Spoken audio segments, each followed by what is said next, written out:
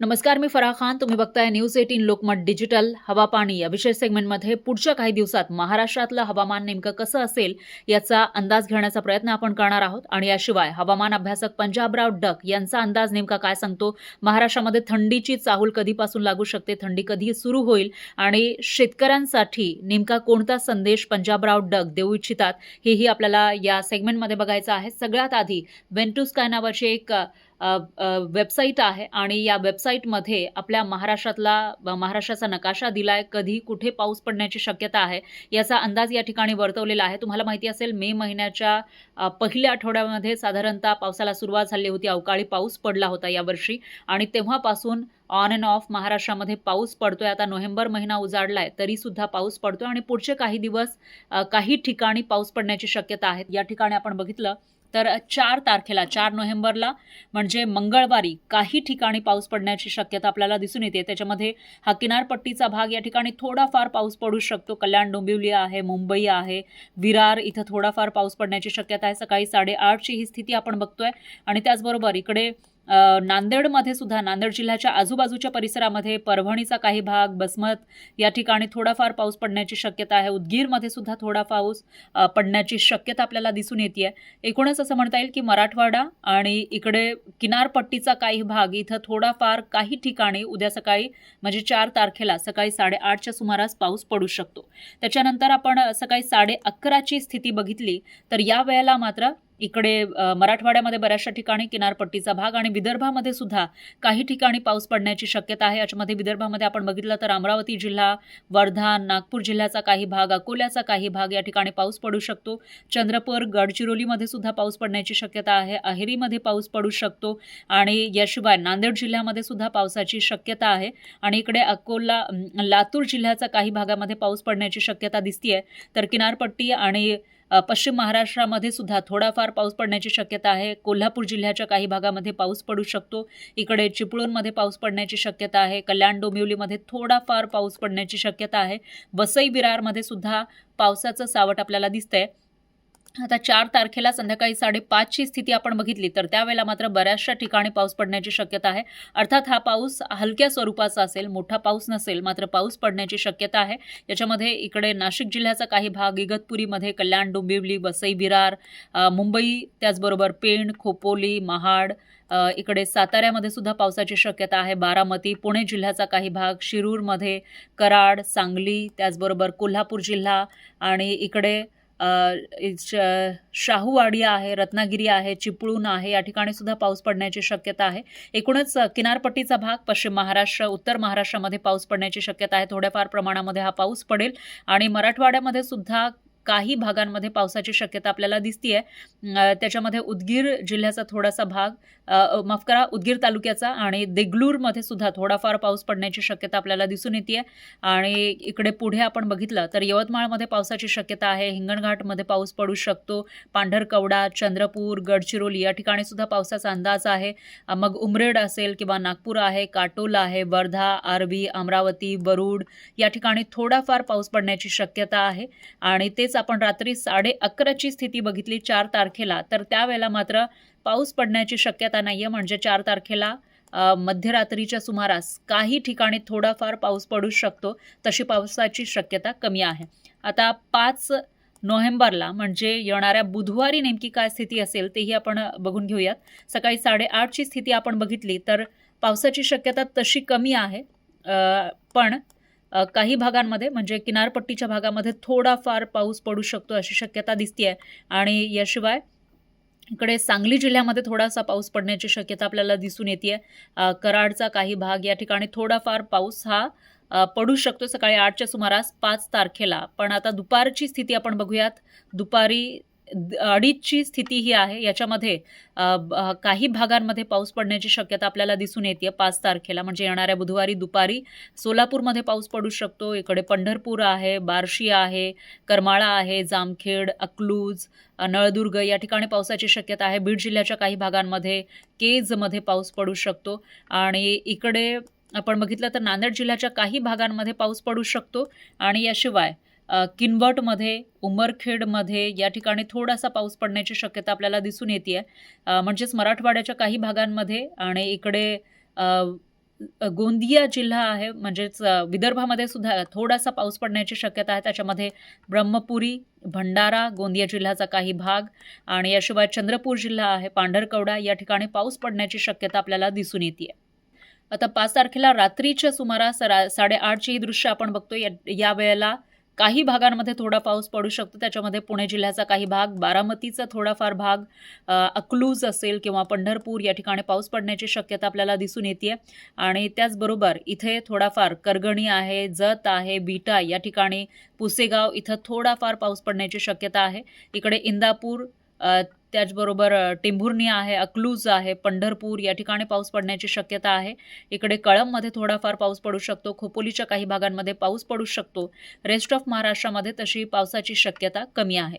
तर 5 तारखेला रात्रीच्या सुमारासची ही दृश्य आहेत. मध्यरात्री 11:30 ते 12च्या दरम्यान पुणे जिल्ह्याच्या काही भागांमध्ये, बारामतीमध्ये आणि इकडे सोलापूर जिल्ह्याच्या काही भागामध्ये पाऊस पडण्याची शक्यता आपल्याला दिसते. थोडाफार पाऊस हा असेल. त्याच्यानंतर 6 तारखेला म्हणजे येणाऱ्या गुरुवारची स्थिती आपण बघितली तर सकाळी 8:30 वाजता काही भागांमध्ये हा पाऊस पडण्याची शक्यता आहे. आणि त्याच्यामध्ये इकडे पश्चिम महाराष्ट्रामध्ये थोडासा पाऊस पडू शकतो. बीटा, करगणी, सांगोला या ठिकाणी थोडी फार पावसाची शक्यता आपल्याला दिसून येते. पण रेस्ट ऑफ महाराष्ट्रामध्ये तशी पावसाची शक्यता कमी आहे. 6 तारखेची स्थिती आपण बघतोय 8:30ची. आता दुपारी 2:30ला आपण बघितलं तर त्यावेळेला सुद्धा कोल्हापूर जिल्ह्यामध्ये थोडाफार पाऊस पडू शकतो. चिपळूणच्या काही भागांमध्ये, सोलापूर जिल्ह्याच्या काही भागांमध्ये आणि म्हणजेच एकूणच असं म्हणता येईल की या ठिकाणी आपल्याला पावसाची शक्यता काही भागांमध्ये दिसते दुपारच्या सुमारास 6 तारखेला. मात्र रेस्ट ऑफ महाराष्ट्रामध्ये तशी पावसाची शक्यता कमी आहे. आता संध्याकाळी 5:30ची स्थिती आपण बघितली तर त्यावेळेला सुद्धा सोलापूर जिल्ह्यामध्ये थोडाफार पाऊस पडण्याची शक्यता आपल्याला दिसते. चिपळूणमध्ये, कोल्हापूर जिल्ह्याच्या काही भागांमध्ये पाऊस पडू शकतो. मात्र रेस्ट ऑफ महाराष्ट्रामध्ये पावसाची शक्यता कमी आहे. ही झाली 6 तारखेची संध्याकाळी 5:30ची स्थिती. आता मध्यरात्रीच्या सुमारास 6 तारखेला म्हणजे गुरुवारी काही भागांमध्ये थोडाफार पाऊस पडू शकतो. त्याच्यामध्ये सातारा जिल्ह्याचा काही भाग, कराड, इकडे सांगली जिल्ह्याच्या काही भागांमध्ये पाऊस पडण्याची शक्यता आपल्याला दिसून येते. आता 7 तारखेला म्हणजे येणाऱ्या शुक्रवारी नेमकी काय स्थिती असेल तेही आपण जाणून घेण्याचा प्रयत्न करूयात. सकाळी 8:30ची ही स्थिती आहे. याच्यामध्ये पावसाची शक्यता तशी कमीच आपल्याला दिसते. पण तरीही इथं साताऱ्यामध्ये थोडाफार पाऊस पडू शकतो. सांगलीमध्ये सुद्धा थोडाफार पाऊस पडण्याची शक्यता आपल्याला दिसून येते. आता दुपारी 2:30ची स्थिती आपण बघितली तर त्यावेळेला इकडे किनारपट्टीच्या भागामध्ये रत्नागिरी जिल्हा आहे, चिपळूण आहे, या ठिकाणी थोडाफार पाऊस पडू शकतो. तर कोल्हापूर जिल्हा, सांगली जिल्ह्याच्या काही भागांमध्ये, शाहूवाडी, कराड या ठिकाणी पावसाची शक्यता आपल्याला दिसून येते. मात्र रेस्ट ऑफ महाराष्ट्रामध्ये तसं पाऊस पडण्याची शक्यता कमी आहे. आता संध्याकाळी 5:30ची स्थिती आपण बघतोय 7 तारखेला म्हणजे येणाऱ्या फ्रायडेला कोल्हापूर जिल्ह्यामध्ये काही प्रमाणामध्ये पाऊस पडू शकतो आणि चिपळूणमध्ये पावसाची शक्यता आहे. आता रात्री 8:30ची स्थिती आपण बघितली तर त्यावेळेला सुद्धा चिपळूणमध्ये थोडाफार पाऊस पडू शकतो. रेस्ट ऑफ महाराष्ट्रामध्ये तशी पाऊस पडण्याची शक्यता कमी आहे आणि मध्यरात्री च्या सुमारास सुद्धा या ठिकाणी पावसाची शक्यता आपल्याला कमीच दिसून येते. काही ठिकाणी सातारा जिल्ह्यामध्ये, इकडे सांगली जिल्ह्यामध्ये काही ठिकाणी थोडाफार पाऊस पडू शकतो. आता 8 तारखेला 8 नोव्हेंबरला म्हणजे येणाऱ्या शनिवारी सकाळी 8:30ची स्थिती आपण बघितली तर तसं महाराष्ट्रामध्ये पाऊस पडण्याची शक्यता खूप कमी आहे. पण इकडे सांगली जिल्ह्यामध्ये थोडाफार पाऊस आणि राजापूरमध्ये थोडाफार पाऊस पडण्याची शक्यता आपल्याला दिसून येते सकाळी 8:30 वाजता. आणि दुपारी 2:30 वाजता आपण बघितलं तर त्यावेळेला किनारपट्टीच्या भागामध्ये थोडाफार पाऊस पडू शकतो. इकडे गोव्याच्या किनारपट्टीला लागून असलेल्या या भागांमध्ये, त्याशिवाय इतर भागांमध्ये पाऊस पडण्याची शक्यता कमी आहे. आता रात्री 8:30ची स्थिती आपण बघितली 8 तारखेची तर त्यावेळेला सुद्धा पाऊस पडण्याची शक्यता तशी कमी आहे. म्हणजे याचाच अर्थ 7 तारखेला शेवटचा पाऊस काही भागांमध्ये पडेल. 8 तारखेला काही ठिकाणी आपल्याला बुंदाबांदीसारखी स्थिती दिसू शकते. त्याच्यानंतर मात्र पाऊस जाणार आहे असं दिसतंय. आता 9 तारखेला म्हणजे येणाऱ्या रविवारची स्थितीसुद्धा आपण बघूयात. यावेळेला सुद्धा आपल्याला तशी पावसाची शक्यता राज्यामध्ये दिसत नाहीये. त्याचबरोबर दुपारी सकाळची ही स्थिती आपण बघतोय. दुपारीसुद्धा पाऊस पडणार नाही असंच आहे आणि संध्याकाळी 5:30 वाजतासुद्धा पाऊस पडणार नाही आहे. तर 8:30ची स्थिती आणि रात्री 11:30ची स्थिती जरी बघितली तर 9 तारखेला म्हणजे येणाऱ्या रविवारी पाऊस पडण्याची शक्यता आपल्याला कमीच दिसते. म्हणजे एकूणच 7 तारखेनंतर आपल्या राज्यातून पाऊस हा जाणार अशी स्थिती आहे. आता पंजाबराव डक यांचा अंदाज नेमका काय तेही बघूया. नमस्कार, मी पंजाब डक. आज आहे 3 नोव्हेंबर 2025 आणि राज्यातल्या सर्व शेतकऱ्यांसाठी खास करून अंदाज देणार आहे. कारण की काय झालं की राज्यामध्ये आता ह्या मागच्या ज्या 2 चक्रीवादळ होते त्याने बऱ्याच शेतकऱ्यांचं नुकसान झालं. तर शेतकऱ्याचे असे फोन यायले तर आता हे नेमका पाऊस कधी बनणार आहे, तर बंद होणार आहे. तर सर्व शेतकऱ्याला सांगू इच्छितो की राज्यात आज आहे 3 नोव्हेंबर 2025. राज्यातल्या सर्व शेतकऱ्यांसाठी सर्वप्रथम आनंदाची बातमी. राज्यात 7 तारखेपासून म्हणजे 7 नोव्हेंबरपासून राज्यातला पाऊस रजेवर जाणार आहे, कायमचा निघून जाणार आहे, विड्रॉल होणार आहे. म्हणून हा अंदाज सर्व शेतकऱ्यांनी लक्षात घ्यायचा. 7 तारखेला पावसाळा संपला म्हणून हे जाहीर होणार आहे, म्हणून हे देखील सर्व शेतकऱ्यांनी लक्षात घ्यायचं. म्हणजे सांगायचं झालं तर 7 तारखेपासून राज्यात थंडीला सुरुवात होईल. ठिकठिकाणी थंडी जाणवेल. 8ला थंडी आणखीन वाढत जाणार आहे, 9पासून आणखीन खूप वाढत जाणार आहे. 10-11ला सगळ्या राज्यातले सर्वांना स्वेटर घालावं लागते अशी थंडी येणार आहे, म्हणून हा अंदाज लक्षात घ्यायचा. पण राज्यात आज आहे 3 नोव्हेंबर 2025. आणखीन ह्या 3 दिवस काय परिस्थिती आहे, तर राज्यातल्या सर्व शेतकऱ्याला सांगू इच्छितो की आज 3 नोव्हेंबर, 4 नोव्हेंबर आणि 5 नोव्हेंबर दरम्यान राज्यामध्ये काही जिल्ह्यामध्ये तुरळक ठिकाणी विखुरलेल्या स्वरूपाचा भाग बदलत पाऊस पडणार आहे. सर्वदूर काही पडणार नाही, म्हणून हा अंदाज लक्षात घ्यायचा. मग तो पाऊस विखुरलेला कसा पडणार आहे, कोणत्या जिल्ह्यात राहणार आहे, सांगायचं झालं तर यवतमाळ जिल्हा झालं, हिंगोली जिल्हा झालं, वाशिम जिल्हा झालं, नांदेड जिल्हा झालं, परभणी जिल्हा झालं, लातूर जिल्हा झालं, धाराशिव जिल्हा झालं, बीड जिल्हा झालं, अहिल्यानगर झालं, जालना जिल्हा झालं. त्याच्यानंतर सोलापूर जिल्हा, सांगली, सातारा ह्या पट्ट्यामध्ये ह्या 3 दिवसामध्ये विखुरलेल्या स्वरूपाचा पाऊस पडणार आहे. खूप काही मोठा पडणार नाही, म्हणून हा अंदाज सर्व शेतकऱ्यांनी लक्षात घ्यायचा. मग राज्यामध्ये थंडी कशी सुरू होणार आहे, तर सर्वप्रथम सांगू इच्छितो की राज्यात थंडी एकदम सगळीकडे येत नसते, पण कशी सुरुवात होते राज्यात आपल्या महाराष्ट्राकडे उत्तरेकडून थंडीला सुरुवात होते. म्हणून राज्यात नेमकी थंडी कशी होणार आहे, उत्तरेकडून म्हणजे सांगायचं झालं तर 5 तारखेला म्हणजे नंदुरबार जिल्हा झालं, नाशिक जिल्हा झालं, निफाड तालुका, त्याच्यानंतर धुळे जिल्हा झालं, जळगाव जिल्हा झालं, इकडं मलकापूर, नांदुरा, बुलढाणा घाटाच्या खाली, त्याच्यानंतर खामगावच्या त्याच्यानं पलीकडं अकोला, तेलारा, अचलपूर, दर्यापूर, मोर्शी, अमरावती, वर्धा, भंडारा, नागपूर ह्या पट्ट्यामध्ये 5 तारखेलाच राज्यामध्ये थंडी थोडी जाणवायला सुरुवात होईल आणि त्या दिवशी धुकं देखील येईल, धुळी देखील येईल, म्हणून हे लक्षात यायचं. त्याच्यानंतर 6 तारखेला ती थंडी काय होणार आहे, परत पुढं सरकणार आहे. मग ती पुढं कुठं येणार आहे, मग इकडून सुरुवात करू आपण संगमनेर तालुका, आंबेगाव तालुका, जुन्नर, त्याच्यानंतर अहिल्यानगर, संभाजीनगर, त्याच्यानंतर बीड जिल्हा, त्याच्यानंतर परभणी जिल्हा, त्याच्यानंतर जालना जिल्हा, त्याच्यानंतर हिंगोली, वाशिम आणि यवतमाळ. 6 तारखेला ह्या पट्ट्यामध्ये थंडी जाणवणार. 7 तारखेला ती थंडी आणखीन परत पुढं सरकणार व म्हणजे दक्षिणेकडे थंडी येणार. मग 7 तारखेला कुठे येणार आहे, मग 7 तारखेला पुणे जिल्हा, सातारा, सांगली, सोलापूर, कोल्हापूर, त्याच्यानंतर धाराशिव जिल्हा, सोलापूर जिल्हा, पंढरपूर तालुका, त्याच्यानंतर इकडं लातूर जिल्हा, बीड जिल्हा, परभणी, असं नांदेड, हिंगोली, यवतमाळ, असे धर्माबाद ह्या पट्ट्यामध्ये काय होईल 7 तारखेला येईल. परत ती 8 तारखेला थंडी काय होणार आहे, तेलंगणाकडे जाणार, तेलंगणा, कर्नाटककडे जाणार आहे. त्याच्यानंतर 9 तारखेला संपूर्ण तेलंगणातून आंध्र प्रदेश आणि कर्नाटक ह्या तिन्ही राज्यामध्ये तिकडं देखील थंडी होईल. आणि 4 9 तारखेला बऱ्याच म्हणजे जवळपास केरळपर्यंत ती थंडी जाणार आहे, म्हणून हा अंदाज लक्षात यायचा. आणि बऱ्याच शेतकऱ्याचे असे फोन आहेत, मग यानंतर पाऊस येईल का, तर माझी सर्व शेतकऱ्याला आनंदाची बातमी, 7 तारखेच्या नंतर आपल्या महाराष्ट्रात परत पाऊस काय येणार नाही, उलट थंडीत वाढत जाणार. 7च्या नंतर 8ला आणखीन थंडी वाढेल, 9ला जास्त, 10ला 11, 12, 13, 14, 15, 16, 17 असं जसे जसे दिवस वाढत जाईल तशी थंडी वाढत जाणार आहे, म्हणून हा अंदाज लक्षात येतात. आणि राज्यातल्या सर्व शेतकऱ्याला सांगू इच्छितो की राज्यामध्ये सध्या आता ह्या 3 दिवस म्हणजे 3 नोव्हेंबर, 4 नोव्हेंबर आणि 5 नोव्हेंबरच्या दरम्यान राज्यात विखुरलेल्या स्वरूपाचा पाऊस पडणार आहे.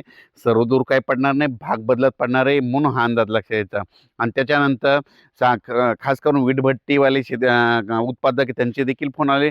त्यांना एक सांगू इच्छितो की तुमचे जे कामगार आलेत आणि वीटभट्ट्या सुरू तुम्हाला करायच्या, तर तुम्ही काय करू शकता, आता 6 तारखेच्या नंतर 7 तारखेपासून तुम्ही सुरू करू शकता वीटभट्टी उत्पादकांसाठी. त्याच्यानंतर काय झालं, द्राक्ष शेतकऱ्याचे फोन आले की आम्हाला फवारणी स्प्रे करायचे, फवारणी करायची आणि हे ऊन देखील नाही, तर द्राक्षावर फवारणी करायची असेल तर 3 तास ऊन लागतं.